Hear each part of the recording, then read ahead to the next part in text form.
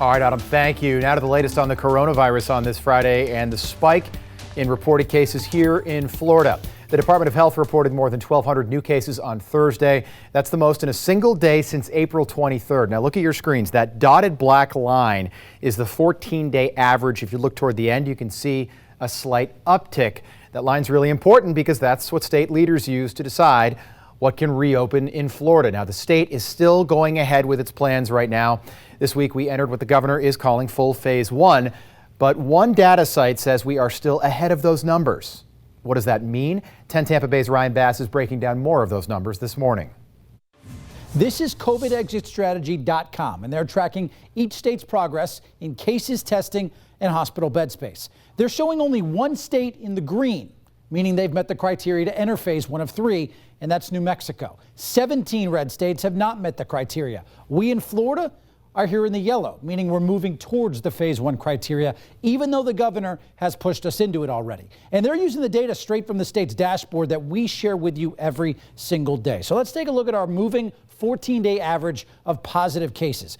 We're down 1% over the last 2 weeks, so we're basically holding flat. By the way, 32 out of 50 states are either decreasing or holding flat, much like we are. They're also tracking our testing capabilities here in the state. The White House recommends 500,000 tests per day across the country. We're hitting 78% of our test target. Now that's based off per capita using a rolling average of a week's tests done. It's actually not that bad. We're one of 20 states at that percent or better. Again, all of this is based off the state's dashboard data, which has come under fire for possible inaccuracies. So we'll continue to keep an eye on this for you. All right, Ryan, thank you. Experts have warned about a potential for a second wave of coronavirus if restrictions are lifted too quickly. I'm sure you've heard about that by now. Even with that, President Trump is encouraging states to keep reopening. He says if a second wave does come, he's not going to shut the country down again. We're going to put out the fires. There could be, whether it's an ember or a flame, we're going to put it out. But we're not closing our country. Thank you very much.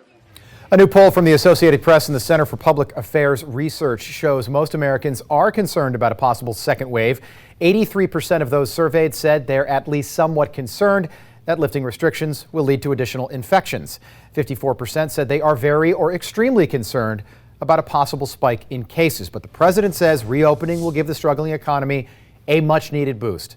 Listen to these numbers. In less than 3 months, more than 38 million Americans have filed for unemployment. This is since March, including here in Florida, 1.7 million people. Many Floridians who've applied for unemployment are also dealing with a new problem this morning. The state tells us that they notified 98 applicants that their personal information was posted to an email server to the public. The site is owned by a third party that was working on behalf of the state. It includes names and social security numbers. Thankfully, no banking information. 10 Investigates broke this story on Thursday. We brought it to you then.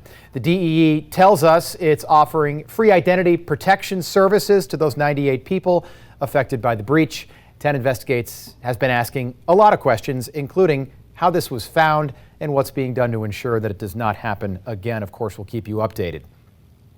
If you got tested for the coronavirus at a walk-up or drive-through site this month, guess what?